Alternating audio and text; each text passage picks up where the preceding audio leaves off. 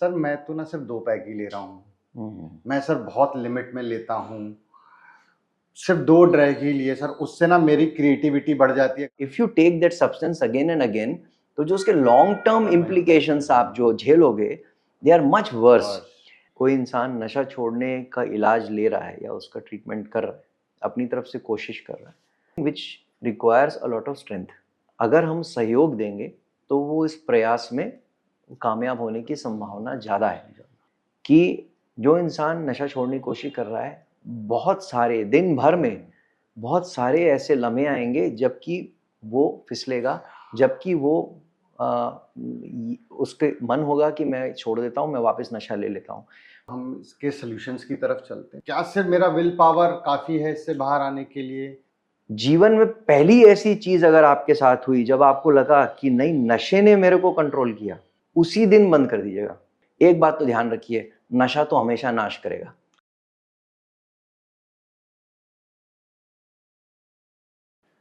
नमस्कार and welcome.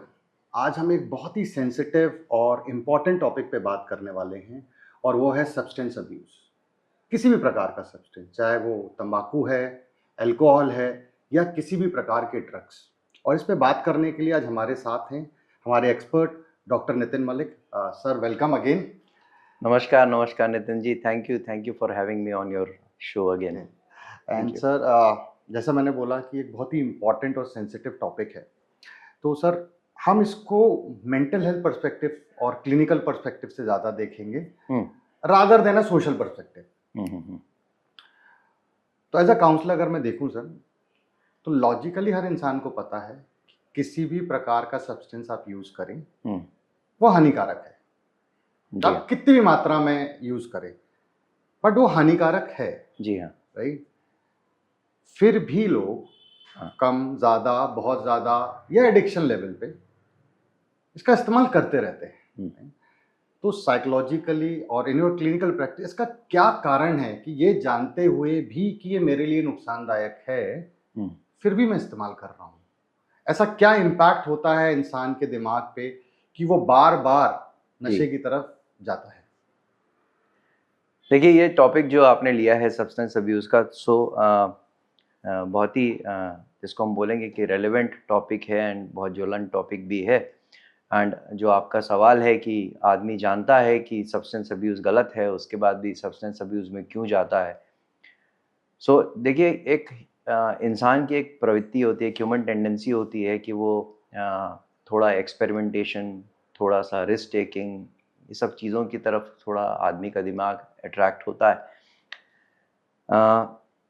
ठीक है, लॉजिकल थिंकिंग अपनी जगह है, लॉजिक आदमी जानता है, बट थोड़ा सा जिसको बोलते हैं ना कि एक इंसानी दिमाग जो है वो एक फितरत होती है कि वो थोड़ा एक एक एक एड्रेनालिन रश जिसको बोलते हैं, थोड़ा रिस्क लेना, वो सब चीज़ें जो हैं उसकी तरफ जाता है। तो जो भी काम ऐसे होते हैं भाई, आप जो है आप सिंपल सी चीज़ आप देख लीजिए कि आप किसी आप फेरिस व्हील में क्यों बैठते हैं, आप जो है किसी रोलर कोस्टर में क्यों राइड लेते हैं, आप बंजी जंपिंग करने क्यों जाते हैं, बिकॉज आपको बहुत अच्छा लगता है, आप वो करके आते हैं। तो भाई वो जो उस मोमेंटरी जो है एड्रेनालिन रश जो रहता है, वो इंसान को जो है वो हमेशा याद रहता है, और वो जो फीलिंग्स जो देता है उस समय का। नशा जो रहता है दिमाग में कुछ इसी प्रकार के चेंजेस लाता है, और जो कि जो लंबे समय में इंसान के शरीर के लिए हानिकारक है, लेकिन उस शॉर्ट टर्म में उस इंसान के दिमाग में जो परिवर्तन लाते हैं, वो इंसान को जो महसूस कराता है वो शायद इसी प्रकार का कुछ रहता है। और इंसान जो है उसको एक जो आप ये कह सकते हैं जो उस समय का जो मोमेंटरी रश रहता है, वो जो फीलिंग्स आती हैं, जो हाई उसको मिलता है, उस हाई के ही लिए या उस हाई के ही चक्कर में आप बोल लीजिए आदमी बार बार नशे की तरफ जाता है, ये जानते हुए भी कि ये मेरे लिए हानिकारक है। तो आग से खेलने वाली बात है ना। आग सबको पता है आग जला सकती है, फिर भी आदमी जो है आग से कई बार खेलता है, ठीक है ना। और कब जल जाए वो आदमी बोल नहीं सकता, लेकिन फिर भी खेलने की कोशिश करता है। तो एक आप बहुत सिंपलिस्टिक वे में इसको मैं आपको इस तरीके से समझा सकता हूँ, कैसे जाता है, क्यों जाता है, क्या चेंजेस होते हैं। लंबा टॉपिक है, मन जैसे जैसे बात करते जाएंगे इनके ऊपर भी टच करेंगे। सर इस पे एक और चीज, जी नशे को मैं डिफाइन कैसे करूं इंसानी दिमाग के लिए, क्योंकि अभी तो मैंने यहाँ सब्सटेंस की बात करी, जी हाँ बट इन जनरल ये हाँ। शब्द जो नशा है, हाँ हाँ ये साइकेट्री में किस चीज को बोला जाता है कि अब मेरे को नशा है? किसी को तो काम का भी नशा हो सकता है, बिल्कुल करेक्ट? तो बिल्कुल। हाउ वी डिफाइन कि अ स्टेट ऑफ नशा और अ स्टेट ऑफ एडिक्शन? देखिए अगर आप इन मेडिकल टर्म्स या आप एक साइकेट्रिक टर्म्स में हम सब्सटेंस अब्यूज़ की बात करते हैं, या एक हम नशे की बात करते हैं, या एडिक्शन की बात करते हैं, तो जनरली हम उन चीज़ों के बारे में बात करते हैं जो कि एक्चुअली में आपके नॉर्मल फंक्शनिंग के लिए या आपकी बॉडी की नॉर्मल फंक्शनिंग के लिए उस चीज़ की आपको ज़रूरत बिल्कुल नहीं है, कतई ज़रूरत नहीं है। ओके। लेकिन आप उसको लेते हैं, और आप उसको लेना चालू शायद इसलिए करते हैं क्योंकि हो सकता है आपको, जैसे मैंने बोला, मोमेंटरीली आपको वो एक हाई देती है, आपको एक अच्छा महसूस कराती है, एंड देन जो है आप उसको बार बार लेना चालू करते हैं और धीरे धीरे वो आपकी एक ज़रूरत बनता जाता है। फिर आप उसके बिना रह नहीं पाते, फिर वो आपकी एक Okay. ज़रूरत बन जाता है। फिर आपकी बॉडी उसके बिना नॉर्मल नहीं महसूस करती है। आप ये भी बोल सकते हैं भाई कि डॉक्टर साहब आपकी जैसे अगर हम बार बार कोई चीज़ लेते हैं तो क्या पानी पीना भी हमारे लिए नशा है? पानी भी, हम बिना पानी के तो नहीं रह पाते, करेक्ट है ना? क्या खाना खाना भी हमारे लिए नशा है? क्या सांस लेना भी हमारे लिए नशा है? क्योंकि हम तो बिना सांस लिए भी नहीं रह पाते। तो ऐसा नहीं है। पानी पीना हमारी बॉडी की ज़रूरत है, यानी that is a basic necessity.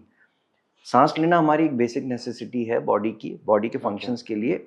उसके बिना जो है हमारा जीवन नहीं चलेगा, ठीक है? बट दारू पीना हमारे लिए एक बेसिक नेसेसिटी नहीं है। हमारा जीवन उसके बिना बहुत अच्छे से चलेगा, है ना? हम उसको ले रहे हैं क्योंकि हमें मोमेंटरीली एक हाई उससे मिल रहा है, और हम उसको बार बार ले रहे हैं क्योंकि हम उस मोमेंटरी हाई को बार बार महसूस करना चाह रहे हैं। और ग्रेजुअली हो क्या रहा है कि अब हमारी बॉडी जो है, जब हम उसको नहीं ले रहे हैं तो हमारी बॉडी जो है एक तरीके से नॉर्मल से नीचे जा रही है, यानी डाउन फील हो रही है। तो हमें एक नॉर्मल महसूस करने के लिए भी अब हमको उसका एक लेवल अपने शरीर में मेंटेन करने की जरूरत पड़ रही है। वो एक एडिक्शन की स्टेट आ जाती है। इस प्रकार के सब्सटेंसेस जो हम यूज करते हैं, या इस प्रकार की आदतें जो हमारी लगती हैं, उनको हम नशा बोलते हैं। अब इसमें जैसे आपने बोला ना, सब्सटेंसेस ही सिर्फ नहीं रहते, आजकल की डेफिनेशन में बहुत सारी और चीजें भी हो गई। जैसे सोशल मीडिया हो गया, मोबाइल फोन्स हो गए, कॉन्स्टेंटली हम ऑन द मोबाइल हैं, इनका भी एडिक्शन हो गया है। सो ये सारी चीजें भी आजकल जो है वो मेडिकल टर्म्स में या साइकेट्री के टर्म्स में हमारे जो एसोसिएशंस हैं उनने इनका भी जो है, इनको भी एडिक्शन के रूप में कैटेगरी में डाल दिया है। बहुत सारी हैबिट्स हो गई हैं जिनको कि एडिक्शंस के रूप में डाल दिया है, ठीक है? Can you throw light on this habits? So like habits like watching porn, ठीक है, बहुत लोगों की होती हैं इस तरीके की, ठीक है ना? सो नाउ उस तरह की जो हैबिट्स हो गई हैं जो रिकरेंट होती हैं, वो भी कई लोगों के लिए जो है वो एक प्रकार से एक एडिक्शन बन जाता है उनके लिए, ठीक है? सो वो उनको, जब तक वो इस तरह की चीज़ें वापस बार बार नहीं करते तो उनको नॉर्मल फील ही नहीं होता। उनके लिए एक ये कह लीजिए कि उनको नॉर्मल फील करने के लिए जो है इस प्रकार की चीज़ें करनी पड़ती हैं। उनको वो सोशल मीडिया छोड़ नहीं पाते, मोबाइल नहीं छोड़ पाते। आप उनसे उनका मोबाइल हटा लीजिए, उनका बिहेवियर जो है वो बहुत खराब होने लगता है। एग्जैक्टली सर, वैसे ही आता है जैसे किसी से हमने शराब छुड़ाने के time exactly behaviour exactly same देखा गया बच्चों में। बिकॉज जो वो ब्रेन में चेंजेस ला रहे हैं, ये बिहेवियर जो ब्रेन में चेंजेस ला रहा है, ये जो मोबाइल को आपको देखने से जो ब्रेन में चेंजेस आ रहे हैं, है ना, स्क्रीन टाइम की वजह से जो ब्रेन में चेंजेस आ रहे हैं, या जो दारू पीने से या सिगरेट पीने से या और कोई नशा जो हेवियर नशे हैं, जैसे हेरोइन हो गया, ब्राउन शुगर हो गया, बहुत सारे और नशे हैं, इनको लेने से जो ब्रेन में चेंजेस आते हैं, वो सारे चेंजेस ब्रेन के लिए एक जैसे चेंजेस है। ब्रेन में एक ही प्रकार के चेंजेस आते हैं जो एक कह लीजिए जो जो सेंस ऑफ इलेशन देते हैं, जो हाई देते हैं, वो चीज़ जो है वो ब्रेन में उसी प्रकार के चेंजेस की वजह से होती है। सर मैं एक्चुअली इस क्वेश्चन को बात के लिए रखा था, बट आपने जो एक्सप्लेन किया कि there are changes which are taking place in the brain, और वो हाई बोल लूँ, कुछ लोग उसको डोपामिन डोपामिन रिलीज रश, बोलते हैं, या रश बोलते हैं, या एड्रेनलिन रिलीज बोलते हैं। यस, हम तो वो तो मुझे मिल रहा है और वो मुझे एक अच्छा एहसास करा रहा है, राइट, और वो किसी चीज़ के यूज़ करने से आ रहा है। इन दिस पॉडकास्ट हम उसको सब्सटेंस के साथ ही रखेंगे, बट वो जैसा आपने बताया सोशल मीडिया या पॉर्न से भी आ रहा है। क्या आर देयर हेल्दियर वेज जिसके थ्रू वो हाई और वो डोपामिन रिलीज में ले सकूं? सी हेल्दियर वेज तो बिल्कुल होते हैं, ऐसा नहीं है। You can channelise that those ये कह सकते हैं आपकी जो ये जो एनर्जीज हैं या जो इसको फील करने का जो है आपका, देयर आर हेल्दियर वेज। सी होता क्या है कि ये सारे सब्सटेंसेस जो हैं, जैसे हम डोपामिन की बात कर रहे थे, they create a dopamine sudden release of a high quantity of dopamine in your brain. Dopamine जैसा कि सब लोग जानते हैं, आजकल तो बहुत नॉलेज है लोगों को इन सब चीज़ों के बारे में। ट्रेंडिंग टॉपिक है आजकल तो। हाँ या तो डोपामिन जो रहता है दैट इज और दैट लीड्स टू यानी जिसको हम बोलते हैं stimulates the reward system of your brain, so that gives a lot of sense of pleasure. ठीक है, सो वो जो एकदम से रिलीज डोपामिन का होता है that gives a sense of high, that gives a sense of pleasure. So वो चीज़ को बार बार महसूस करने का के लिए जो है आदमी उस सब्सटेंस को बार बार लेता है। कई प्रकार के बिहेवियर्स भी वैसे ही करते हैं। There are something also some other chemicals which are known as endorphins जो brain में release होते हैं, which also cause a similar kind of a rush, and these natural endorphins जो रहते हैं वो और भी कई प्रकार के healthy behavior से release होते हैं, like जैसे आप exercise करते हो, okay, ठीक है, so exercising is a very good way of releasing natural endorphins, और वो natural endorphins जो रहते हैं, है ना, those also cause a similar kind of a elation. ठीक है, पीपल कई बार जो है, जो आपने देखा होगा बहुत सारे लोग रहते हैं वो कई बार ट्रैकिंग्स पे जाते हैं, एक्सपीडिशंस पे जाते हैं, थोड़े से जिसको हम बोलते हैं नॉर्मल से हटके जो बिहेवियर्स करते हैं। कोई जा रहा है अपना कोई स्कूबा डाइविंग कर रहा है, कोई बंजी जंपिंग कर रहा है। दीज काइंड ऑफ जो बिहेवियर्स में जो लोग रहते हैं, थोड़े से जिसको बोलते हैं ना कि जो ऐसे स्पोर्ट्स में, एडवेंचर स्पोर्ट्स में जो इंडल्ज करते हैं लोग, सो ना ये लोग जो करते हैं वो बेसिकली उसमें क्या होता है, it releases these kind of chemicals in the brain, so वो जो है उनको उस चीज़ में मिलता है। बट अगेन ये सारी चीज़ें जो रहती हैं, these are much healthier ways than going for substance abuse, because यहाँ पे क्या हो रहा है कि आपकी बॉडी को इसकी वजह से नुकसान नहीं हो रहा है। यानी आप नशा करके या अल्कोहल लेके आप अपना क्रॉनिकली आप अल्कोहल लेके अपने लिवर को ख़राब नहीं कर रहे हैं, अपनी बॉडी को ख़राब नहीं कर रहे हैं।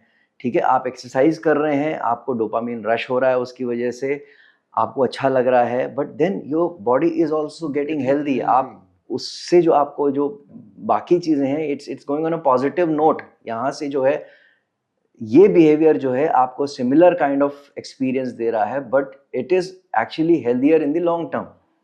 सो you have to choose the behaviour. आप कौन सा बिहेवियर इस्तेमाल करते हैं which is healthier for you in the long term, और जो कि या ऐसा जो कि आपको शॉर्ट टर्म में बहुत ज़्यादा आपको प्लेजर देगा, but in the long term it is आपके लिए वो बहुत ज़्यादा नुकसानदेह होने वाला है। तो यू हैव टू चूज, है ना, simple things like maybe meditation. ठीक है, कई लोगों को जो है music gives a dopamine rush. So वो सारी चीज़ें रहती हैं, that depends on the person. उस इंसान के ऊपर निर्भर करता है कि वो किस चीज़ में इंडल्ज करता है, क्या चीज़ उसको पसंद है, क्या चीज़ उसको वो रिलैक्सेशन और वो डोपामिन रश देती है। ठीक है, so there are different behaviour also which are very healthy and which can also give a similar kind of a feel. But this leads to me another question. जो dopamine rush की मैं बात कर रहा हूँ, तो बायोलॉजिकली अगर मुझे बताया नहीं जाए, जैसे मैं एक छोटे बच्चे को देखता हूँ, अपने में मस्त है, जब तक उसकी कॉग्निटिव कंडीशनिंग नहीं हो रही कि यही चल के आएगा, ऐसा मिलेगा तो ही अच्छा लगेगा, या करियर बनेगा तो ही होगा, तब तक वो अपने में मस्त है, राइट। सो क्या बायोलॉजिकली मुझे उस लेवल ऑफ डोपामिन रश की ज़रूरत है सर्वाइव करने के लिए, या वो कंडीशन किया गया है समाज के द्वारा मेरे अंदर कि हाँ वैसा, जब तक ये नहीं होगा तब तक तुमने कुछ अचीव नहीं किया। सी क्या इसका भी इम्पैक्ट आता है? देखिए, everybody needs some sort of motivation in life. कहीं ना कहीं तो आपको कुछ मोटिवेशन, कुछ आपको उस चीज की जरूरत रहती है। बायोलॉजिकली आप कह लीजिए कि एक अमाउंट ऑफ डोपामिन रश जो है, आपको रिवॉर्ड मिलना तो जरूरी है। हाउ आप कोई भी काम करते हैं, अगर आपको उसका रिवॉर्ड नहीं मिलता है, ठीक है, तो then how are you going to grow in life? मैं कोई भी काम करता हूं, अगर मुझे उसका रिवॉर्ड नहीं मिले, बड़ी सिंपल सी चीज है, ठीक है, मुझे अगर उस चीज का रिवॉर्ड नहीं मिलेगा तो then how am I being going to be motivated to do better, do more, ठीक है। तो वो चीज तो बायोलॉजिकली एसेंशियल है ना। बट यहाँ पे ये देखना है कि व्हाट एम आई सीकिंग, यानी मैं वो जो मेरे में जो डोपामिन रिलीज होना चाहिए था in response to something which was necessary, अगर मैंने कोई काम किया है, वो काम में मैं सक्सेसफुल हो रहा हूँ, I am getting a lot of praise, I am feeling good, and वो जो डोपामिन रिलीज हो रहा है उस समय, that is making me feel good because of something, वो दैट्स अ गुड वे। जो कि आप मेरे ब्रेन में जो चेंज आ रहा है, दैट्स अ गुड चेंज, है ना। वो सही है, या फिर मैं जो है दो पैग लगा के वो डोपामिन रिलीज करवा रहा हूँ ब्रेन में, and then I am feeling good, है ना। But for what? वो शॉर्ट टर्म है, वो शॉर्ट टर्म है, एफर्ट्स भी नहीं लगने ज्यादा, बट लॉन्ग टर्म में हानिकारक है। हाँ, बट मैं वो क्यों करा रहा हूँ dopamine release? Just to feel good, यानी बट व्हाई, है ना। वो जो, ठीक है भाई, अल्टीमेटली जो रिवॉर्ड सिस्टम मेरे ब्रेन में क्रिएट किया है नेचर ने या भगवान ने, वो रिवॉर्ड सिस्टम किसी वजह से क्रिएट हुआ है ना, तो उसकी कुछ वजह है वो रिवॉर्ड सिस्टम का। लेकिन मैं उस रिवॉर्ड सिस्टम को externally for no reason, because of external chemicals या external behaviours, unnecessarily over stimulate करके अपने आप को मैं अच्छा महसूस करवाने के लिए बस अच्छा महसूस कर रहा हूँ कि मुझे बस अभी अच्छा महसूस करना है, ठीक है। वो सिस्टम बना इसलिए है क्योंकि मुझे कुछ समय पे मैं कुछ करता हूँ, उसके रिस्पॉन्स में अच्छा महसूस हो, जिससे मैं आगे बढ़ता चलूँ, ठीक है। उसको ओवर स्टिमुलेट नहीं करना है। ऑब्वियसली आप उसको ओवर स्टिमुलेट करते हैं, then you are stuck in a loop, you always want to, because जब उसका स्टिमुलेशन डाउन होता है तो देन जो रिबाउंड फीलिंग आती है of depression, which is a, जो कह लीजिए जो ओवर स्टिमुलेशन में आप गए और जब वो हटा और उसकी वजह से आप एकदम से नीचे गए, तो जो फीलिंग आएगी, दैट फीलिंग इज समथिंग जो कि इंसान को बहुत खराब लगती है। And then what is the natural tendency? अरे वो अच्छी वाली फीलिंग अच्छी थी, उसको फिर से मेरे को अचीव करना है। अब मेरे को फिर से कैसे अचीव करना है? वो नॉर्मली तो आएगी नहीं, because that's not a normal feeling. तो वो फीलिंग को क्या बोलता है ब्रेन? तुमने जब वो नशा लिया था तब तुम्हारी वो फीलिंग आई थी, फिर से नशा लो। तो आदमी फिर से नशा लेता है, फिर से नशा लेके फिर वही हाई में जाता है, फिर वो हाई में जाता है, फिर वो हाई हटता है, फिर डाउन जाता है, क्रैश करता है, वो क्रैश करता है, फिर वो बोलता है अरे फिर उसी फीलिंग में जाना है। Then you go into that loop of taking the substance again and again. तो जब आप वो चीज करते हो तो then you lose control. When you lose control, then the substance starts taking control on you. You lose control on the substance and substance starts taking control on you, and now यहाँ that line is crossed. Problem ये होती है। Sir आपने substance के साथ अभी mental health disorder की बात करी कि हाई पे जाने के बाद जब वो लो आता है तो एक डिप्रेसिव फेज आता है, जिसके लिए व्यक्ति वापस से उस हाई की तरफ जाना चाहता है। तो मैं ये जानना चाहता हूँ sir, substance use, abuse, addiction और मेंटल हेल्थ प्रॉब्लम्स, ये दोनों के बीच में क्या रिलेशन है? बिकॉज मैंने काउंसलिंग में देखा है कि बहुत सारे पेशेंट्स ऐसे हैं कि उनको कुछ मेंटल हेल्थ डिसऑर्डर हुआ और फिर उन्होंने सब्सटेंस लेना चालू किया, और ऐसे भी केसेस देखे हैं कि सब कुछ नॉर्मल था, कॉलेज में गए या स्कूल में एक बार ट्राई किया, फिर वो आदत लग गई, विड्रॉ किया तो मेंटल हेल्थ इश्यूज हो गए। तो ये कोरिलेशन क्या है दोनों के बीच में? यहाँ देखिए क्या है कि एक बाई डायरेक्शनल जिसको बोलते हैं ना कि रिलेशनशिप है substance abuse and mental health के बीच में। बोथ आर जिसको बोलते हैं ना, both are related to each other, और दोनों एक दूसरे के ऊपर असर करते हैं।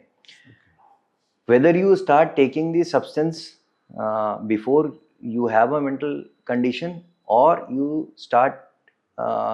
have a mental condition and then you start taking this substance, either way दोनों एक दूसरे को वर्सन करते हैं। आप एक तरीके से इसको समझ सकते हैं कि इंसान जब नशा लेना चालू करता है और वो मेंटली इल नहीं है और वो नशा लेता रहता है, तो धीरे धीरे करके उसकी मेंटल स्टेटस के ऊपर इफेक्ट पड़ता है। मेंटल स्टेटस पे कई प्रकार से इफेक्ट पड़ता है, कई इंटेंसिटीज पे इफेक्ट पड़ता है। If the person already has a सब क्लिनिकल मेंटल प्रॉब्लम, और he has a propensity to develop a mental illness, genetically tuned to develop a mental illness, तो then जो सब्सटेंस वो ले रहा है, वो सब्सटेंस जो है एक लेवल पे जाके एक समय के बाद उसकी उस मानसिक कंडीशन को ट्रिगर कर सकता है, उसको बीमारी में बदल सकता है। एक बहुत बड़ी रिस्क होती है, ठीक है। रादर मैं अपने सारे पेशेंट्स जो रहते हैं उनको यही बोलता हूँ, जो मेरे पास मानसिक रोग के पेशेंट्स आते हैं, उनमें बड़ा कॉमन सवाल रहता है लास्ट में उठते हुए, डॉक्टर साहब क्या परहेज करना है।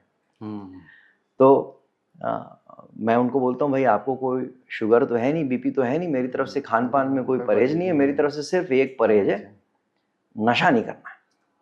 नशा आपके लिए जीवन भर वर्जित रहेगा। मानसिक रोग में एक ही परहेज है, नशा नहीं करना। किसी प्रकार का कोई नशा आपके लिए आप वर्जित है, आपको कभी नहीं करना है। Because if you take any kind of substance, it is likely to worsen your mental illness, क्योंकि आप क्या है, आपकी ब्रेन की केमिस्ट्री वैसे ही बड़ी नाजुक है।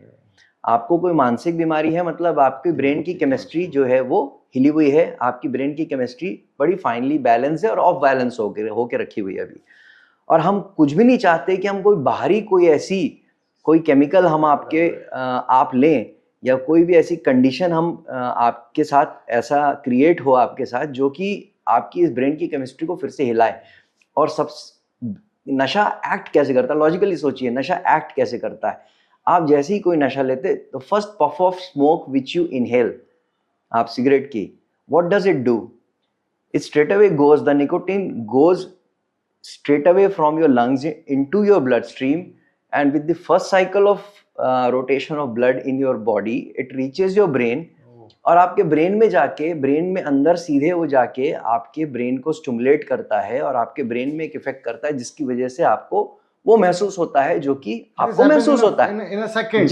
This happens in fractions of seconds, and this happens with most of the substances जो कि आप लेते हो। सो व्हाट हैपेंस इज, कोई भी नशा अपना असर इसलिए दिखाता है क्योंकि वो ब्रेन की केमिस्ट्री को ऑल्टर करता है, और किसी भी हम मानसिक रोग के मरीज में ये नहीं चाहते कि आप कोई भी ऐसी चीज लें जो आपकी ब्रेन की केमिस्ट्री को ऑल्टर करे, इसलिए आपको नहीं लेना है। दूसरी चीज, आपने ये पूछा था कि कोई इंसान अगर पहले से मानसिक रोगी है, वो क्या वो नशा ज्यादा करने लगता है या उसका नशे के साथ क्या होता है। देखिए, ये भी बहुत कॉमनली देखा गया है कि जिसको कोई मानसिक रोग है उसमें कई प्रकार के बिहेवियरल चेंजेस आते हैं। फॉर एग्जाम्पल, किसी को एंजाइटी डिसऑर्डर है। अब एंजाइटी डिसऑर्डर जो रहता है, किसी को घबराहट की प्रॉब्लम हो रही है, किसी को सोशल एंजाइटी है, किसी को पैनिक अटैक्स आ रहे हैं, तो उनमें क्या देखा गया है, उन लोगों में दे फाइंड कि that when they take substances, certain substances, जैसे वो कभी अल्कोहल ले लेते हैं, okay, so alcohol in moderation, उसका इफेक्ट वैसे ही रहता है फॉर द ब्रेन, वो सेम उसी जगह ब्रेन में उन्हीं रिसेप्टर्स पे बाइंड करती है जिसमें कि एंटी एंजाइटी ड्रग्स बाइंड करती हैं। सो उनका इफेक्ट जो रहता है ना अल्कोहल का, in moderation, is like an anxiolytic, वो एक एंटी एंजाइटी ड्रग का काम करता है। सो वो ये देखते हैं कि यार दो पैग लगा के मैं जाता हूँ, दो पैग लगा के मैं पार्टी में जाता हूँ, तो मैं पार्टी की जान बन जाता हूँ, सबसे मिल पाता हूँ, सबसे इंटरेक्ट कर पाता हूँ, पार्टी एंजॉय करता हूँ। लेकिन मैं नहीं पी के जाता तो मैं कोने में खड़ा रहता हूँ, लोगों से बात करने में मुझे दिक्कत होती है, I can not enjoy. So what happens is, to control their anxiety, यानी उनके लिए अल्कोहल उनका ट्रीटमेंट बन जाता है, and then they fall into this habit of taking alcohol every time, and then धीरे धीरे क्या होता है, वो अल्कोहल जो रहता है वो उनकी एंजाइटी की बीमारी तो पीछे रह जाती है, अल्कोहलिज्म एक ज्यादा बड़ी बीमारी बन जाती है। है ना. Similarly, in certain other mental illnesses like mania or schizophrenia, so it has been found that the risk-taking behaviors they increase because of their mental illness. तो उनकी क्योंकि नेचुरली एक रिस्क टेकिंग बिहेवियर बढ़ जाता है and substance abuse is a risk taking behaviour, so उनका substance abuse बहुत ज्यादा बढ़ जाता है. सो दिस इज, जैसे मैंने बताया ना, it's a by directional kind of an approach between substance abuse and mental illness. और मैंने देखा है सर, जब मैं पेशेंट से बात करता हूँ तो वो पहले एक प्रॉब्लम से जूझ रहे होते हैं कि भाई मेरे को तो पहले एंजाइटी थी या डिप्रेशन था, अब दे हैव डबल प्रॉब्लम. और कमिंग बैक टू सर, जब मैं इन लोगों से बात करता हूँ काउंसलिंग में, बड़ी चीज़ कॉमन सामने आती है. सर मैं तो ना सिर्फ 2 पैक ही ले रहा हूँ, मैं सर बहुत लिमिट में लेता हूँ, सिर्फ 2 ड्रैग ही लिए सर, उससे ना मेरी क्रिएटिविटी बढ़ जाती है अगर मैंने वीक के 2 ड्रैग ले लिए. सर क्लिनिकली सोशल मीडिया पे बहुत सारी चीज़ें चलती हैं, people quote a lot of research कि इतना अल्कोहल ले सकते हैं, इतनी वाइन ले सकते हैं. एज अ डॉक्टर क्लिनिकली क्या किसी भी प्रकार का सब्सटेंस किसी भी मात्रा में इंसान के लिए ज़रूरी है? Absolutely not. और हार्मफुल ही रहेगा? Yes, in the long term it is harmful. Okay, आपके लिए क्या वो ज़रूरी है? Absolutely not. कोई सब्सटेंस आपके लिए ज़रूरी नहीं है. कोई सब्सटेंस आपके लिए ऐसा नहीं है कि वो आपकी क्रिएटिविटी को कहीं से एनहांस कर देता है या कुछ कर देता है. See, that creativity is inside you. Okay, वो सब्सटेंस ने आपको कोई एक्स्ट्रा क्रिएटिव नहीं बना दिया है. That creativity is always inside you. जो हम फील कर रहे हैं वो फॉल्स है, it's a false feeling. It's just that आपके क्रिएटिविटी को आप जो है प्रॉपरली आपने जो है ये कह सकते हैं कि that see it is you who is creative. Correct, ठीक है ना. वो सब्सटेंस ने आपको क्रिएटिव नहीं बना दिया है. जब आप सब्सटेंस लेते हैं, जैसे मैंने बताया ना, there can be psychological reasons why there are barriers to letting out your creativity. Correct, ठीक है. And when you take that substance, those barriers come down. जैसे मैंने आपको एंजाइटी वाला जो आपको मैंने बताया, एक इंसान को सोशल एंजाइटी है तो पार्टी में जाता है, वो कोने में खड़ा रहता है, लोगों से इंटरेक्ट नहीं करता. So there is a barrier. यानी ऐसा नहीं है कि वो लोगों से बात नहीं कर सकता या इज नॉट स्मार्ट इनफ या वो लोगों से इंटरेक्ट नहीं कर सकता, he doesn't know about topics, ऐसा नहीं है. But that social anxiety is a barrier which is preventing him from interacting with people. Now alcohol ने उस सोशल एंजाइटी को टेम्पररली डाउन कर दिया. So now that he has become very sociable और वो सब टॉपिक्स पे बात कर पा रहा है, सारी चीजें कर पा रहा है. अल्कोहल ने उसके दिमाग में वो सारी चीजें नहीं डाल दी हैं. अल्कोहल ने उसकी नॉलेज नहीं बढ़ा दी है. Alcohol has not made him जिसको बोलते जोवियल एंड इंटरैक्टिव. वो तो पहले से था एक बैरियर जो रोका. This barrier has temporarily come down. Okay, but that barrier, but ये चीज क्या हुई है, if you take that substance again and again, तो जो उसके लॉन्ग टर्म इम्प्लीकेशंस आप जो झेलोगे, they are much worse. And there are other ways of जिससे आप अपने ये बैरियर्स को हटा सको. There are other ways. आपको वो अदर वेज जो हैं, द प्रॉपर वेज, आपको उनके ऊपर वर्क करने की जरूरत है. ठीक है. And not these shortcut ways which are harmful in the long term. Because देखिए, एक बात तो ध्यान रखिए, नशा तो हमेशा नाश करेगा. ठीक है ना. नशे के शब्द में ही नाश छुपा है. ठीक है. तो नशा तो नाश ही करेगा. आप किसी भी मात्रा में लीजिए कभी भी. एंड इट्स लाइक, मैंने जैसे बोला ना, it's like playing with fire. Fire will always burn. That's the nature of fire. ठीक है. So please don't think that you can control fire. ठीक है. And till when it's just a matter of time कि आप कब वो आपको जलाएगी या कब वो आउट ऑफ हैंड हो सकती है. ठीक है. But don't be foolish enough to think that you have controlled fire. वो फायर का नेचर है, वो फायर आपको जला सकती है.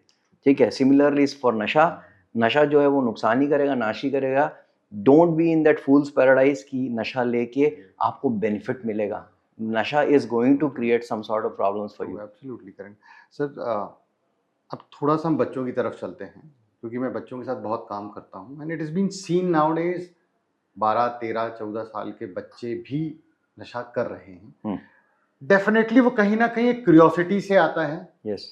बट दिमाग को नहीं पता है कि वो क्यूरियोसिटी से उसका जो इम्पैक्ट है, आई थिंक बच्चों में और ज़्यादा होता होगा, ज़्यादा नुकसानदायक होता होगा बड़ों की अपेक्षा. एज अ पेरेंट, और टीचर्स और समाज, हम क्या करें? क्योंकि बच्चा तो क्यूरियस है, तो वो कहीं ना कहीं वो चीज़ तो एक्सप्लोर करेगा। कैसे हम इस चीज़ को कंट्रोल कर सकें या समझा सकें या अवेयरनेस क्रिएट कर सकें कि वो फर्स्ट टाइम पे, जैसे मैं बच्चों से बात करता हूँ जब आते हैं, तो मैं उनका ये कहना है, sir they use a term, sir एक बार करने से कुछ नहीं होता है, that is how it starts. फिर बोलते हैं सर एक दूसरा कोई दोस्त आ गया या सोशली देख रहे हैं कि बड़ा हमने इसको ग्लैमराइज भी करके रखा हुआ है, सर कभी कभी करने से कुछ नहीं होता है, और फिर कब इसके बिना कुछ नहीं होता, वो स्टेज पहुंच जाती है, हमको पता नहीं चलता। बिल्कुल सही। राइट? तो क्या करें ताकि हम वो अर्ली स्टेज पे ही इसको रोक लें? क्या किया जा सकता है as a society, as a parent? See, awareness about the ill effects, है ना, एंड एजुकेशन कि सब्सटेंस से क्या होता है, क्या नुकसान होते हैं, that has been the key and will remain the key. वो बहुत ज़रूरी है। एज ए सोसाइटी हमें जिस चीज़ की बहुत ज़्यादा ज़रूरत है, वो देखिए क्या होता है, जैसे जैसे लिबरलाइजेशन आप जिस जो हो रहा है सोसाइटी में, we are becoming more liberal now as compare to before. पहले बहुत सारी चीज़ें होती थी जो कि नोन था, पता था कि नहीं ये चीज़, ये बिहेवियर जो है वो बच्चों के सामने नहीं होगा, माँ बाप नहीं करेंगे। True true. ये बिहेवियर जो है एक एज के बाद ही सैंक्शनड है, तब तक नहीं करना है। ठीक है, सो ये नॉर्म्स थे हमारी सोसाइटी के, and now these norms are being broken. ठीक है, सो एज अ सोसाइटी बहुत सारा इंट्रोस्पेक्शन की जरूरत है ना, कि वेदर जो बैरियर्स जो in the name of liberalisation जो ब्रेक हो रहे हैं, तो वो कितना फायदा कर रहे हैं और कितना नुकसान कर रहे हैं, एक बात। ठीक है, everybody has a right to decide कि उसको लाइफ में क्या करना है और क्या नहीं करना है, वो बात अपनी जगह सही है। But then the person before deciding also should be properly educated about the pros and cons of जो behavior वो कर रहा है। तो वो proper education देने का जो जिम्मेदारी है, वो सबसे पहले तो माँ बाप की है, उसके बाद टीचर्स की है, और समाज की तो है ही। ठीक है, तो ये जिम्मेदारी सबको पहले पूर्णतः करनी पड़ेगी, और ये सारी चीज़ें जब होंगी तभी जो है फिर हम बोल सकते हैं कि अब जो ये बच्चा डिसाइड कर रहा है, वो जिसको बोलते हैं ना कि विद फुल डिस्क्लोजर जो है, after that he is deciding कि उसको क्या करना है ना। सो मेरा टेक तो इस मामले में ये है। ठीक है, तो फिर उसके बाद वो अपने बिहेवियर के लिए फुली रिस्पॉन्सिबल कहलाया जा सकता, नहीं तो उसके बिहेवियर के लिए अभी बहुत सारे और लोग हैं जिनकी इररिस्पॉन्सिबिलिटी जिम्मेदार है। वो ये नहीं बोल सकता मतलब कि मुझे नहीं पता था, मैंने कर लिया। सर बहुत सारी चीज़ें आज डिजिटल वर्ल्ड में डिजिटलाइज होती जा रही हैं, और लोगों ने नशे को भी डिजिटलाइज फॉर्म में लाने दिया है, दैट इज़ वेप। यस। और जब मैं बच्चों से बात करता हूँ तो एक मिसकंसेप्शन है कि वेप तो नशा नहीं है सर, इस पे तो टोबैको है ही नहीं। तो क्लिनिकली सर क्या वेप सब्सटेंस की कैटेगरी में आता है या नहीं? सर वेप तो सब्सटेंस की कैटेगरी में ही आता है। Government has banned vape, the use, the selling of vape, keeping it, everything has been banned, though still it's very easily available. I do not know how much it is being enforced, but legally it is a banned substance. You cannot keep, sell, use vape. जहाँ तक वेप की बात है कि वेप जो है उसमें tobacco नहीं है, बट वेप जहाँ तक मेरी जानकारी है, वेप कंटेन्स द कार्ट्रिजेस जो रहते हैं उसमें, उसके वेप के कार्ट्रिजेस में निकोटीन रहता है, एंड समटाइम्स निकोटीन नहीं भी रहता है तो flavouring substances, and there are certain जिसको बोलते हैं ना कि certain organic things like glycol, glycol वगैरह रहता है, एंड जो कि ये मिस्ट फॉर्म करते हैं, एंड ज़्यादातर लोग जो है निकोटीन कंटेनिंग वेप्स का ही इस्तेमाल करते हैं।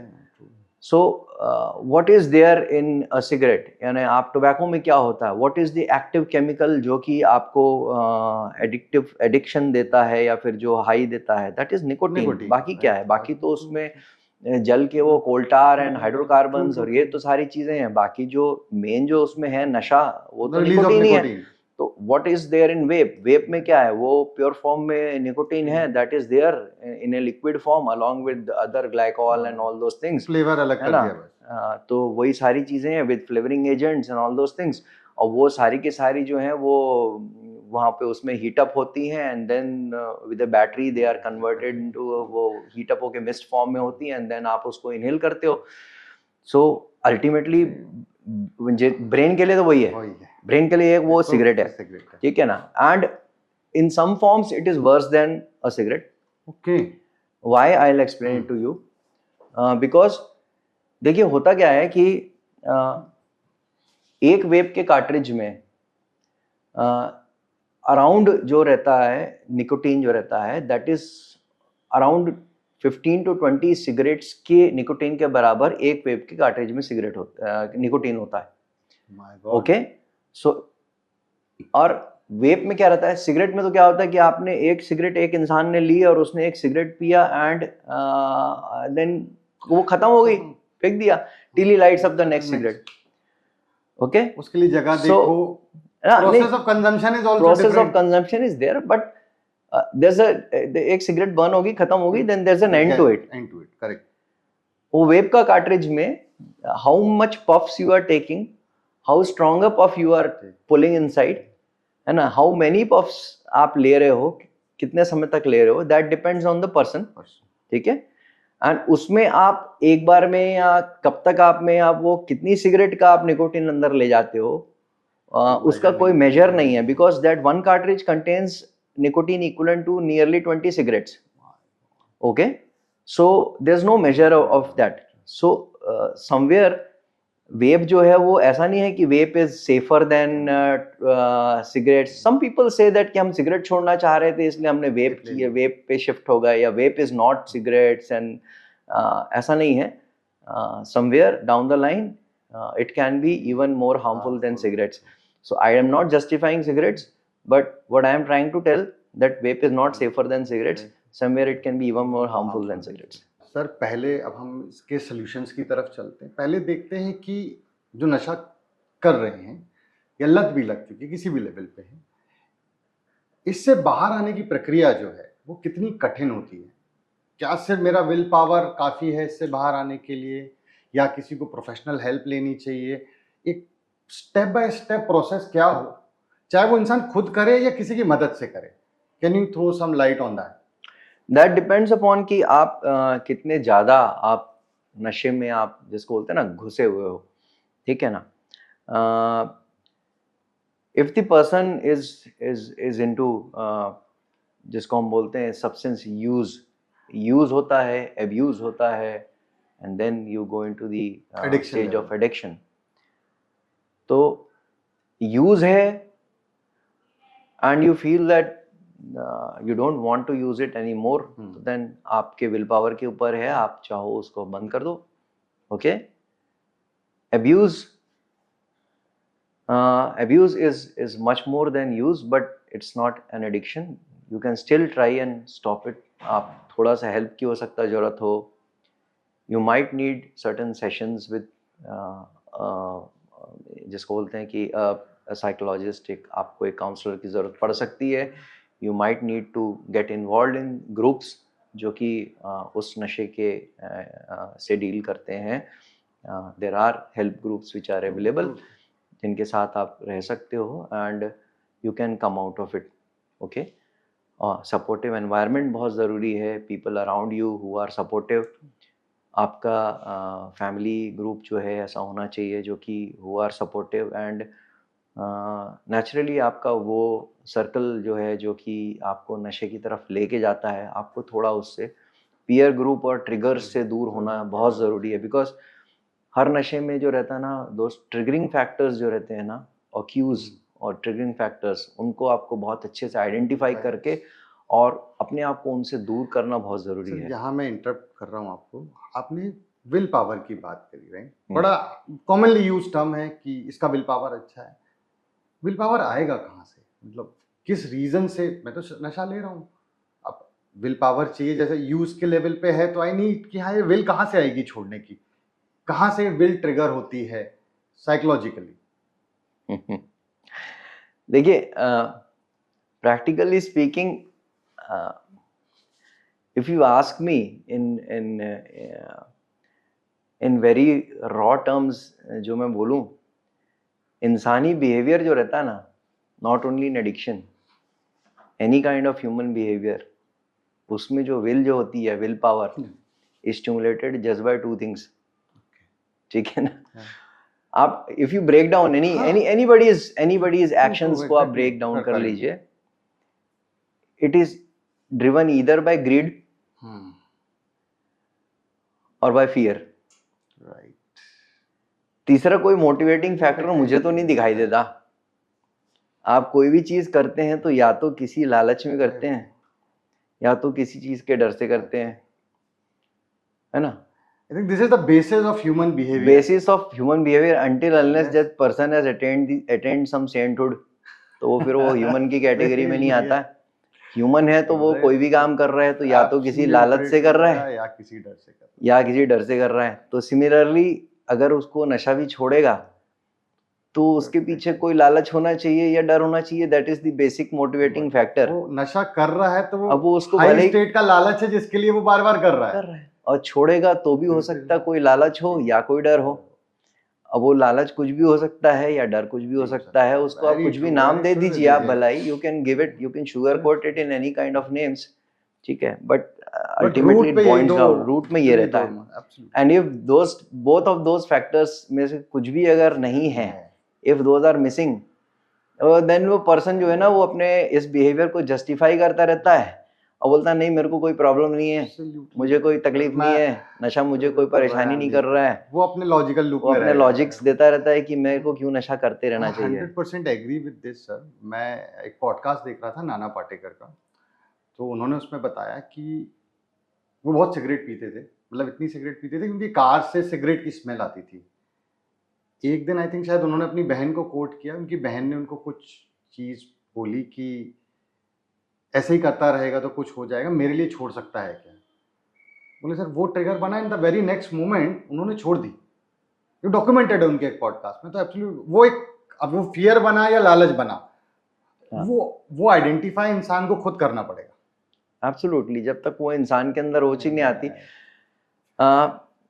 तभी जो है वो चीज़ वो एक मोटिवेटिंग फैक्टर होता है। विल पावर वहाँ से ही डेवलप होता है। आपने विल पावर की बात करी, उनका विल पावर वहीं से डेवलप होता है। I tell you, many people come to me कि विदाउट ब्रिंगिंग देयर पेशेंट, और बोलते सर हमारा ये फलाना फलाना बहुत दारू पीता है या फिर जो बहुत ज़्यादा ये नशा करता है, आप कुछ ऐसा बताइए जिससे कि हम जो है उसका वो छोड़ना नहीं चाहता है, हम उसका छुड़वा दें।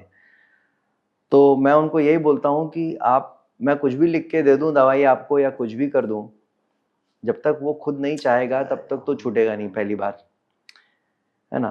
The exact words which I use is कि अगर वो खुद नहीं चाहता तो कम से कम इस धरती पे तो भगवान भी उससे नहीं छुड़वा सकता। जिस दिन भगवान थक जाएगा उस दिन ऊपर बुला लेगा उसको और वहीं छुड़वाएगा। इस धरती पे तो बिना उसके चाहे नशा नहीं छूटेगा उससे। ये ऐसी बीमारी है, जानना बहुत जरूरी है सर, नहीं तो आदमी ने एक लूप छुड़वाने के लूप में फंसा रहता है और वहां से भी नहीं निकल पाता। सो अपना विल पावर होना जरूरी है, और विल पावर तभी डेवलप होता है जबकि या तो उसको छोड़ने के लिए कोई लालच हो कि ये छोड़ूंगा तो मेरा ये फायदा होगा, या उसके मन में डर हो कि मैं लेता रहूंगा तो मेरा ये नुकसान होगा। तो जब उसके अंदर से ये दो चीजें आती तो ही विल पावर डेवलप होता है, और जब विल पावर डेवलप होता है तो ही इंसान फिर जो है उसमें किसी प्रकार का कोई ट्रीटमेंट जो है वर्क करता है। Frankly speaking, treatment will be a support. अगर विल पावर नहीं है, अच्छा नहीं है, तो फिर हम कंट्रोल कर सकते हैं, ट्रीटमेंट से कम कर सकते हैं। Any kind of medical treatment, psychological treatment, social treatment, supportive treatment, family interventions, family का सपोर्ट, फ्रेंड्स का support, everything is only going to work if the person has a willpower and leads from the front. ये ऐसी लड़ाई है जिसमें कि मरीज जो है ना वो हमारा सेनापति है, और हम उसकी जो है ना, जिसको बोलते हैं ना कि हम उसकी सेना है, ठीक है। और अगर सेनापति दुम दबा के भाग जाएगा तो ये सेना किसी काम की नहीं है, ये पहले अच्छी चीज जान लीजिए। तो सेनापति को सामने से लड़ना पड़ेगा, he has to lead from the front. Otherwise जो आप बोलेंगे ना कि हम सिर्फ सेना लेके जो है जाएं लड़ने इस बीमारी से, सेनापति के जाने को बिना लिए, तो nothing is going to work. So beautifully explain with this. I think ये ना बहुत क्लियर कट रोड मैप बनाने में हेल्प करेगा। सो हम यूज, अब्यूज और एडिक्शन की बात कर रहे थे। So when it is in use, तो आई थिंक सेनापति के पास पावर है काफी, yes. वो कर सकता है। जब वो अब यूज के स्टेट पे, आई थिंक Yes. पूरी पावर सेनापति के पास है, yes. राइट। फैमिली के पास ये हो सकता है कि वहां से जो ट्रिगर आ रहे हैं वो अगर कंट्रोल कर लें तो सेनापति लीड कर सकता है। अब्यूज पे सेनापति की पावर शायद आधी हो जाती होगी। हाँ, आधी हो जाती है, and but still he can on his own, है ना, with maybe support from a few others, है ना, ही कैन, है ना। But when he is in a state of addiction, कोई इंसान अगर एडिक्शन की स्टेट में है, तो then addiction is a clear cut medical problem now. It's a clear cut medical problem, because now अब कहाँ पे, यहाँ क्या होता है, एडिक्शन की स्टेट पे पूरी की पूरी बॉडी जो है वो इन्वॉल्व है ना। तो now the body also has to be treated, it is not just the matter of the mind. अब यहाँ सिर्फ ये नहीं है कि हमें एडिक्शन छुड़ाना है या फिर इनके जो है क्रेविंग को रोकना है, सिर्फ ये सब चीज़ें नहीं है यहाँ पे। नाउ अब क्या होगा कि जब इनका नशा बंद होगा या नशा छोड़ेंगे, तो the body is going to react in a very bad manner, जिसको हम विड्रॉल बोलते हैं। That withdrawal is going to happen. कई सब्सटेंसेस का विड्रॉल जो रहता है वो बहुत ही प्रॉब्लमेटिक होता है, बहुत तकलीफ देह होता है। अल्कोहल के विड्रॉल में जितना ज़्यादा पेशेंट अल्कोहलिक होता है, जितना ज़्यादा लंबे समय से अल्कोहलिक होता है, जितनी ज़्यादा मात्रा रहता है, उसका विड्रॉल उतना सीवियर होता है। पेशेंट्स जो हैं उनको, जिसको हम रम फिट्स बोलते हैं, वो फिट्स आते हैं, विड्रॉल सीजर्स आते हैं, तो मिर्गी के झटके आ सकते हैं छोड़ने पर उनको जो है उनकी मेंटल स्टेट गड़बड़ाती है, जिसको हम डिलीरियम ट्रेमेंस से डीटी बोलते हैं। वो डीटी के स्टेट में जाते हैं where their mental capacities totally become deranged, and then वो जो रात में वो हेलुसिनेट करते हैं, उनको कुछ दिखाई देता है, कुछ सुनाई देता है, दे यानी act in a very weird kind of a manner, और उनको उस समय मेडिकल हेल्प की जरूरत होती है, because they can hurt their own self and they can hurt others also. So उनको medically they have to be admitted and treated. So ये जो विड्रॉल का जो फेज होता है, दैट इज समथिंग जो कि एक मेडिकली मैनेज करने वाली चीज़ है। At the same time you have to remember कि वो जो सब्सटेंस है that has also affected the body. उनका लिवर जो है वो कॉम्प्रोमाइज्ड है, उनके किडनीज जो है they might not be functioning that well, उनको कई प्रकार की और प्रॉब्लम्स, डायबिटीज़ चालू हो सकता हो गया हो, हाइपरटेंसिव हो गए हो वो, ठीक है, उनके जो न्यूरोपैथी डेवलप हो गई हो। All those things have to be handled simultaneously. The doses of drugs has to be adjusted keeping all those things in mind कि भाई लिवर उतने अच्छे से काम नहीं कर रहा है, किडनीज उतने अच्छे से काम नहीं कर रहे हैं, तो डोजेस दवाई का उस हिसाब से होगा। It is not a blanket kind of a thing जो लोग करते हैं कि नीम हकीम से जाके नशा छोड़ने की दवाई ला के दे दी। That is very dangerous, and कई बार उससे जो है patients can even die. So withdrawal has to be managed medically in proper care, है ना, अंडर मेडिकल सुपरविजन। और एक बार विड्रॉल से पेशेंट बाहर आ जाता है, then the second stage of management comes which is known as the maintenance phase, जहाँ की नॉट ओनली मेडिसिन्स जो कि उसकी क्रेविंग को कंट्रोल में रखती हैं, जो कि आगे उसको मेंटेन करके रखती हैं, keeping him away from the substance, but also taking care of the patients psychological health. अगर कोई और साइकेट्रिक इशू है, जैसे उसको एंजाइटी है या डिप्रेशन है, जैसे मैंने आपको पहले बताया था, एंजाइटी वाला पेशेंट जो है अल्कोहल लेता है, then gradually goes into addiction.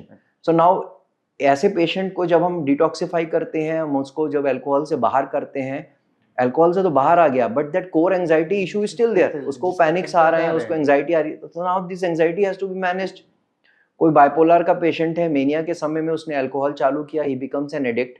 Now हमने अल्कोहल का ट्रीटमेंट कर दिया, but now the patient has gone again into mania, और now is gone into depression. सो वो चीज को हमको, या उसकी बाइपोलैरिटी को हमको मैनेज करना, तो उसका ट्रीटमेंट साथ में चलेगा, that has to be managed.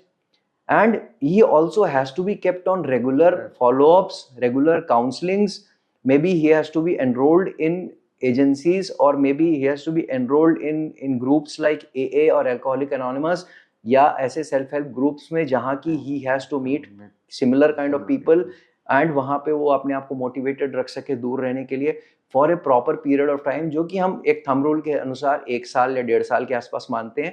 And then gradually he is weaned off medications, दवाइयाँ बंद कराते हैं, एंड फिर हम उसको ग्रेजुअली उसको फिर वापस उसकी नॉर्मल लाइफ में विदाउट मेडिकेशन लाते हैं. ये एक मैंने आपको रफ प्लान बताया जो हम करते हैं इन मोस्टली जनरली जो है. If the patient is compliant, सब चीज अच्छे से चलता है, तो भी एवरेज टाइम करीबन 1.5 साल के आसपास जो है, you have to be in touch with a medical professional. You have to be in touch. मैं नहीं बोलूंगा कि आपको दवाई, आपको भर्ती रहने की जरूरत है.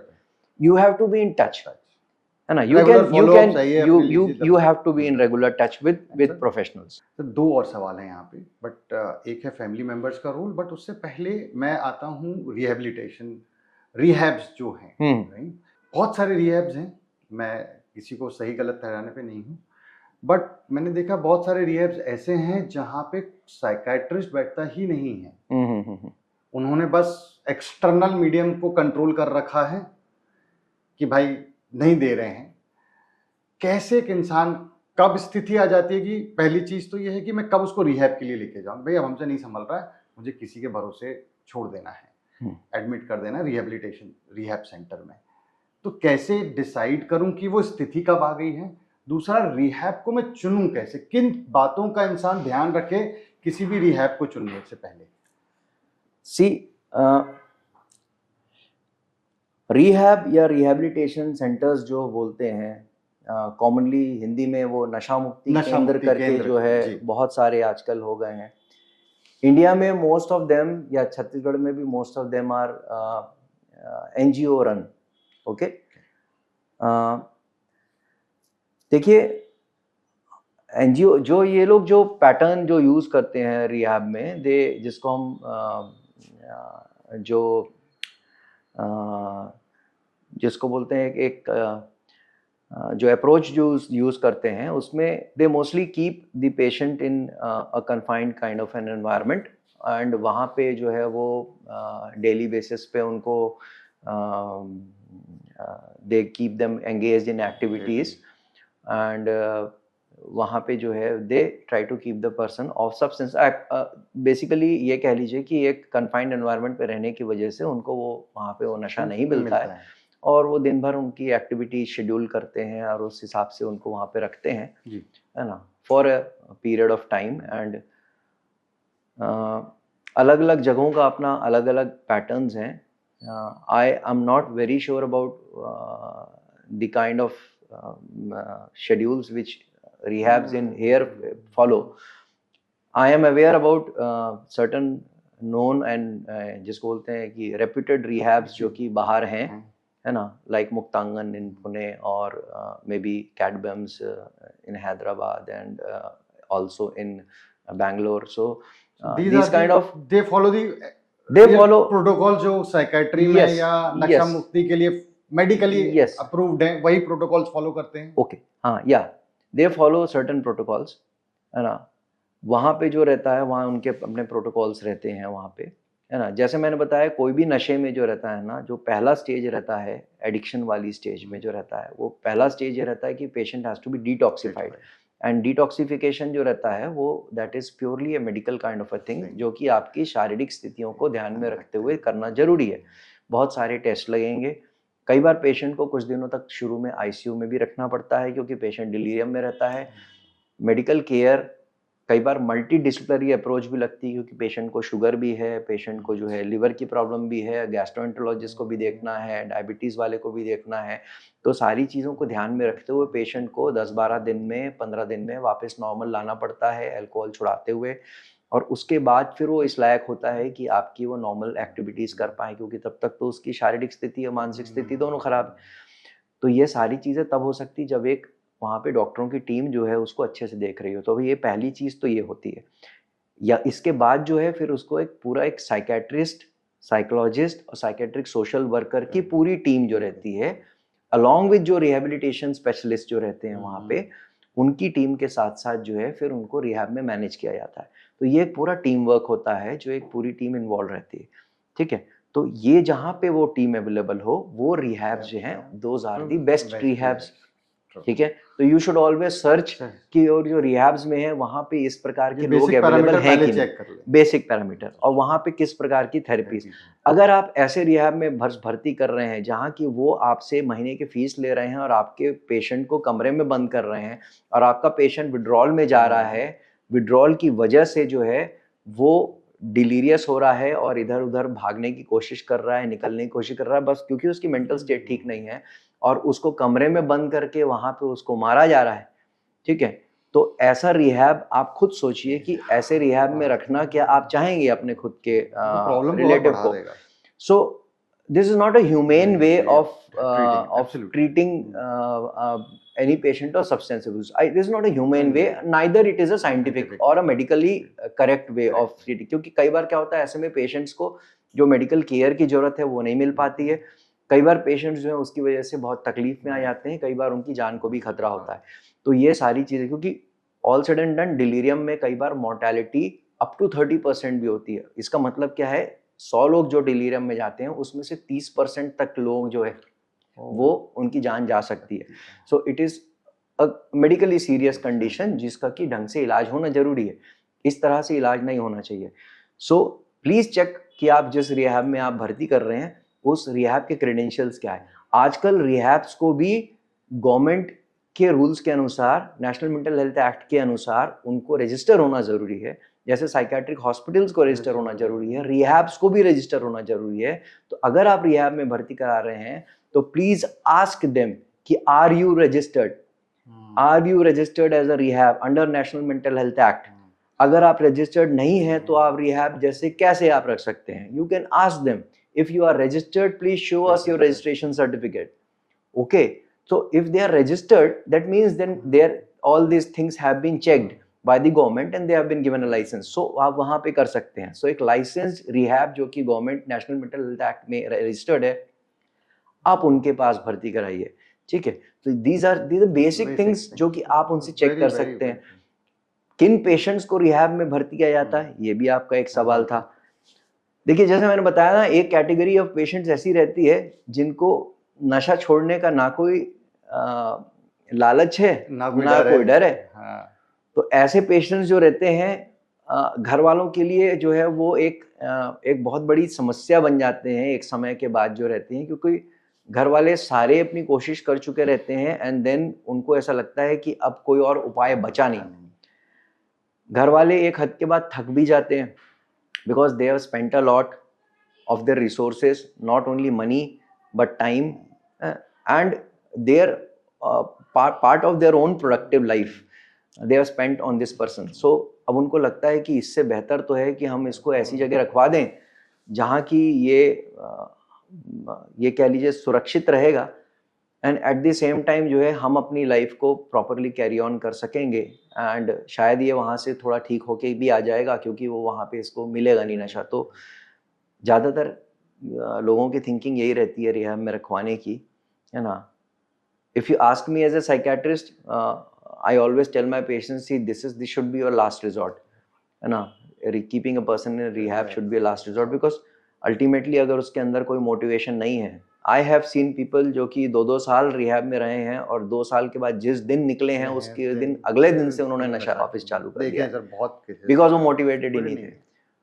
और उन्होंने आके अपने घर वालों से लड़ाई करी है कि तुमने मेरे को रिहैब में भर्ती कराया, 2 साल यहाँ से दूर रखा और अगले दिन निकलते ही साथ उन्होंने नशा किया, बिकॉज वो वेट कर रहे थे कि किस दिन तो बाहर निकालोगे, उस दिन निकालोगे। मैं प्रोटेस्ट बिहेवियर तुमने रखा है, मैं आपको करके और करूंगा। हाँ, सो कई बार ऐसा भी होता है। So this should always be keeping a patient in a rehab should always be your last। और जब आप ऐसा देखें कि नहीं पेशेंट जो है वो इतना ऑटो डिस्ट्रक्ट मोड में है कि अगर हम इसको अभी रोकेंगे नहीं तो वो अपने ही जान ले लेगा, मतलब ले लेके। कई बार ऐसा होता है, देयर आर पीपल, है ना। सो मेरे हिसाब से तो ऐसे पेशेंट्स में you have to delve deeper and find out whether there is a certain psychiatric condition, क्योंकि ज़्यादातर ऐसे पेशेंट्स में कुछ ना कुछ अंडरलाइंग मेंटल कंडीशन होती है, बट देन कई बार ऐसी कंडीशंस होती हैं where the priority, first priority is कि अभी इसका नशा तो बंद कराना ज़रूरी ही है, नहीं तो नशा कर करके मर जाएगा। तो अभी वैसे पेशेंट को ऐसी जगह रख दो जहाँ की इसको नशा नहीं मिले, कम से कम महीना 2 महीना ये कुछ तो इसका दिमाग क्लियर हो, उसके बाद फिर बाकी इश्यूज पे डेल करेंगे। वैसे पेशेंट को आप ऐसी जगह रखवा सकते हैं कुछ समय के लिए, but after that you have to address the core issue. So do not forget that the core issues have to be addressed after that, because keeping a person in rehab does not guarantee कि इसके बाद वो कभी नशा नहीं करेगा। Very true. हमने ये देखा कि एडिक्शन में जो पेशेंट जा चुका है उसका लाइन ऑफ ट्रीटमेंट या लाइन ऑफ रिकवरी क्या होना चाहिए, which you have explain very beautifully. अब हम सर वापस आते हैं आपके सेनापति वाले एग्जाम्पल पे कि अब वो एडिक्शन से आएगा तब भी मुझे लीड तो उसे ही करना है, ठीक, लेकिन जो सेना है पीछे वो सेनापति को एम्पावर कैसे करे।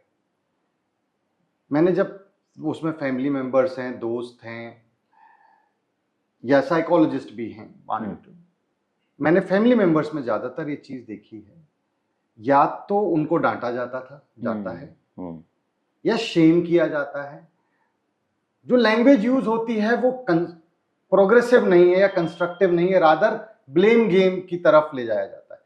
क्या इस तरीके से बात करना कभी भी उस सेनापति को एम्पावर कर पाएगा कि वो नशा छोड़ पाए? सी एक बेसिक चीज को समझिए कि अगर कोई इंसान नशा छोड़ने का इलाज ले रहा है या उसका ट्रीटमेंट कर रहा है, अपनी तरफ से कोशिश कर रहा है, so that is something which requires a lot of strength. Okay, so now he has started fighting. वो अपने अंदर की जो की क्रेविंग्स हैं, अपने अंदर की इच्छाएं हैं, अपने अंदर के जो भी सारे ये कह लीजिए कि जो चीज़ उसको खींच रही हैं, वो उसके अगेंस्ट पूरा जोर लगा के उनसे लड़ने का प्रयास कर रहा है ना। तो जो इंसान अपनी तरफ से प्रयास कर रहा है, 24 घंटे प्रयास करने की कोशिश कर रहा है, हमें उसको उसके उस प्रयास में अगर हम सहयोग देंगे तो वो इस प्रयास में कामयाब होने की संभावना ज़्यादा है, बशर्ते कि हम जो है उसको किसी भी तरीके से हम उसको नीचा दिखाएं या हम उसको डेरोगेट करें किसी भी प्रकार से, उसके मनोबल को गिराएं, ठीक है। क्योंकि अपने आप में एक बेसिक चीज़, जैसे मैंने बोला ना कि जो इंसान प्रयास कर रहा है वो इंसान एक्चुअली में he has shown a lot of strength.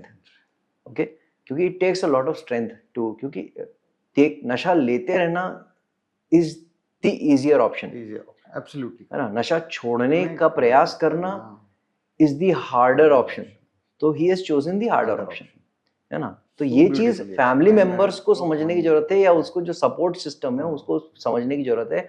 Now this person has chosen the harder option, he has chosen the tougher path, and इस टफ पाथ पे वो स्टे करे, ये तभी कर पाएगा जबकि हम इसको सपोर्ट करेंगे। And see, when you walk a tough line, you take a tough line, there are going to be instances जबकि you are bound to slip, you are bound to fail, you are bound to think कि I should turn back, कोई मतलब नहीं है, बहुत tough है, ठीक है।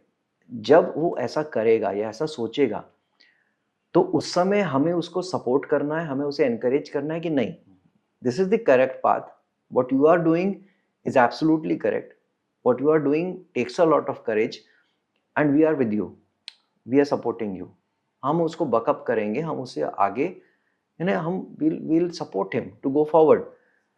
अगर हम उसको बोलते हैं नहीं, तेरे में तो तू तो ऐसा ही है ना, तेरे में तो हिम्मत ही नहीं है, और तू तो, हमें पता है तू तो फिर नशा ले लेगा, तू तो हर बार ही ऐसा करता है, and this kind of language if you use with that patient, वो ये सोचेगा कि मैं अपनी तरफ से कोशिश कर रहा हूँ, I have chosen the tougher path, I could have taken the easier path, and now these people are not believing me, or they do not place their trust in me, so it is better that I go back to the वो उसका जो my older greed ways है वो खत्म हो जाएगा। yes and फिर क्या है, इस चांसेस ऑफ फेलियर इंक्रीज, वो अपने विल पावर को छोड़ देता है फिर।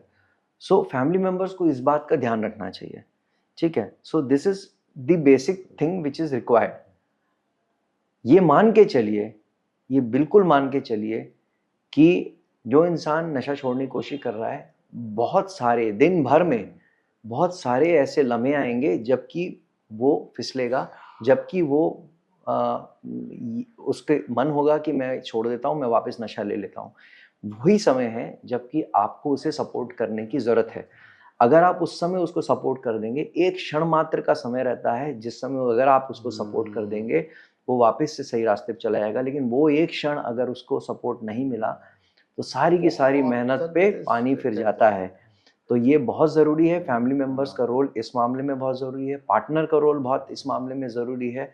और उस इंसान को भी ये समझने की ज़रूरत है कि मुझे अपने वीकनेसेस, मुझे जो वीकनेस फील हो रही है, जब मेरा मन कर रहा है कि मैं वापस नशे में चला जाऊं, तो मुझे अपनी वीकनेस को सामने से कम्युनिकेट करना, उसको वर्बलाइज करना, किसी से शेयर करना बहुत ज़रूरी है। क्योंकि मैं अगर किसी से शेयर करूंगा तो मुझे सपोर्ट मिलेगा कि मैं उस एक क्षण को कैसे टाइड ओवर कर दूं। और वो एक क्षण टाइड ओवर करने की बात है, आदमी फिर वापस अपनी स्ट्रेंथ उसको वापस मिल जाती है। लेकिन वो एक क्षण अगर उसने किसी से शेयर नहीं किया, उस टाइड ओवर नहीं कर पाया, और वो उसने एक वो सिगरेट वापस उठा ली, एक वो जो है ड्रिंक वापस ले ली उसने, तो उसकी वो महीने भर की मेहनत के ऊपर पानी फिर जाएगा। तो इट इज़ वेरी एसेंशियल कि वो खुद भी जो है स्ट्रेंथ रखे कम्युनिकेट करने की। It is very essential for the support system also to keep believing in him and to keep supporting the person in a positive manner. And sir, हमने line of treatment her level पे समझ लिया, चाहे वो use है, over use है या addiction है। Let's come to the precaution part. Individual level पे, फैमिली लेवल पे और सामाजिक लेवल पर क्या किया जाए। देखिए, टू बी वेरी फ्रैंक, पूरी तरह तो आप नहीं एलिमिनेट कर सकते। जितने जल्दी हम इस बात को समझ लेंगे उतना अच्छा है। कितना मिनिमाइज किया जा सके ताकि नशा इंसान कम से कम करे। 3-4-5 पॉइंट ऐसे कि यार फैमिली में अगर ये एनवायरनमेंट रखा जाए तो व्यक्ति नशे की तरफ नहीं जाएगा, सामाजिक लेवल पर भी कैसे और इंडिविजुअल लेवल पे भी।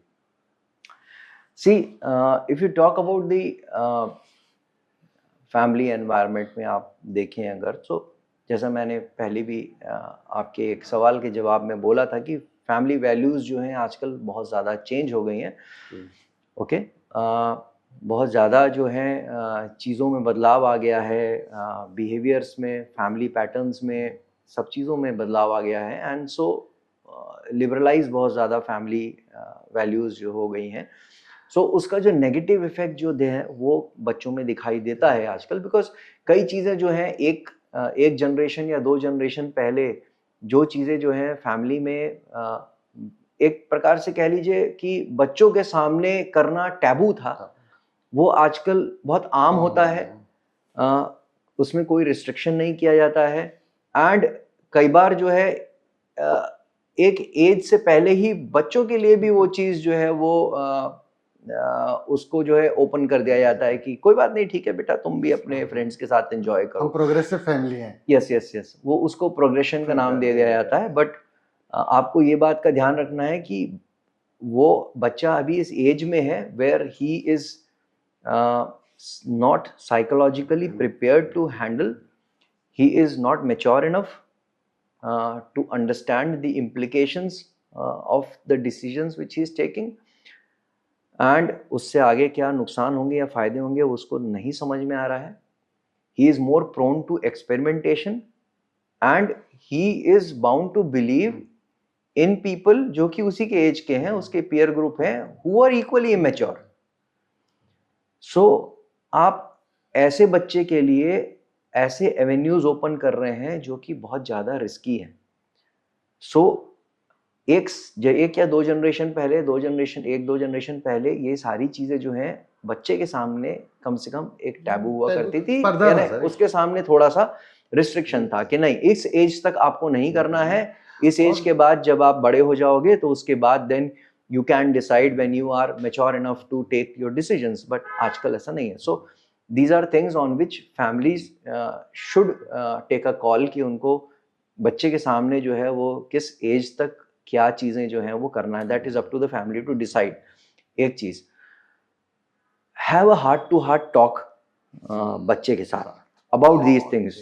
ये चीज़ बहुत लैकिंग है आजकल, क्योंकि क्या है कि आपको ये बात का ध्यान रखना है कि आप कितने भी प्रोग्रेसिव क्यों ना हो, बच्चा जो है वो तो बच्चा ही है, ठीक है. उसका ब्रेन तो उतना इमेच्योर है, उसके जो इन सब चीज़ों के बारे में इनपुट्स हैं वो ऐसी सोर्सेज से आ रहे हैं जिनके ऊपर आपका कंट्रोल नहीं है. एंड दो sources can be his friends, जो उसके पीयर ग्रुप है जो कि उतने इमेच्योर हैं. लॉट ऑफ सोशल मीडिया का इन्फ्लुएंस बहुत ज़्यादा है आजकल, बहुत ज़्यादा, बहुत कम एज से है, बहुत कम एज से, और उस पर इतना ग्लेमराइज किया हुआ है इन चीज़ों को कि हाँ, बच्चा सोचता है हाँ ये तो बड़ा नेचुरल है, कॉमन बड़ा है. नेचुरल है.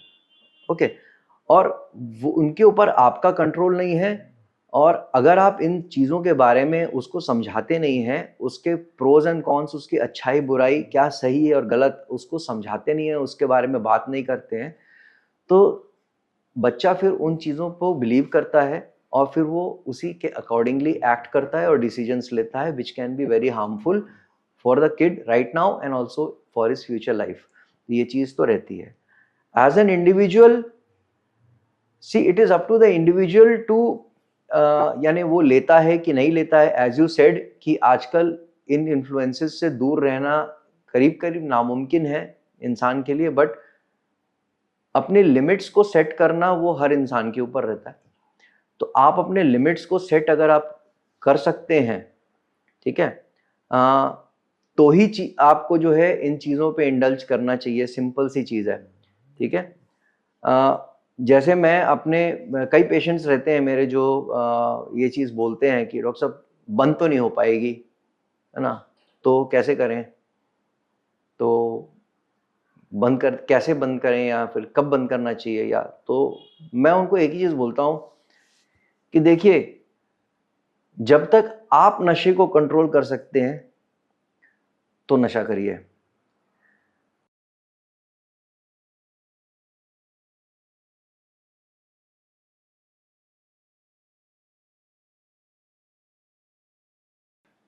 इसका मतलब आपने जीवन में कोई भी एक इम्पॉर्टेंट टास्क सिर्फ इसीलिए ऑल्टर किया क्योंकि अगर मैंने ये टास्क किया तो आज मैं नशा नहीं कर पाऊंगा.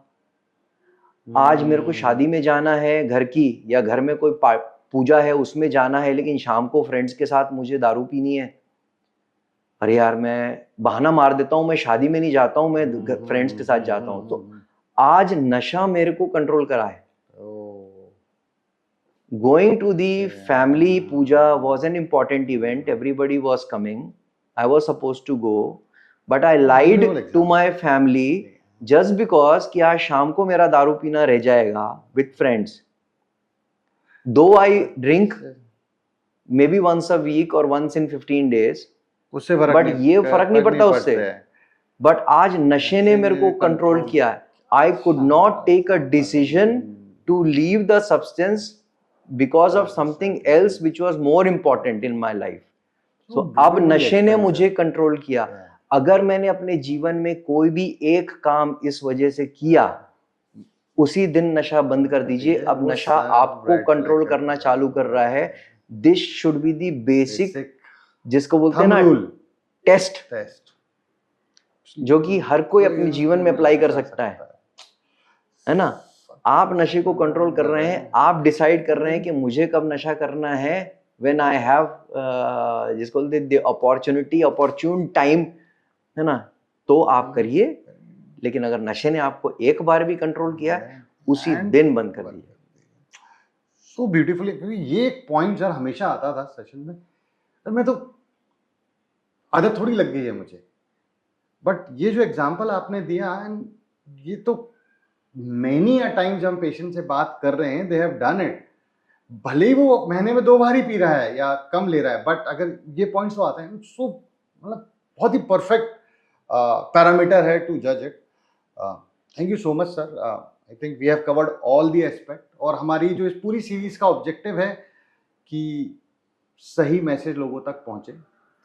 Thank you for your time as always. Thank you so much. Thank you. It was nice, very nice talking to you on thank this you so topic. Much sir.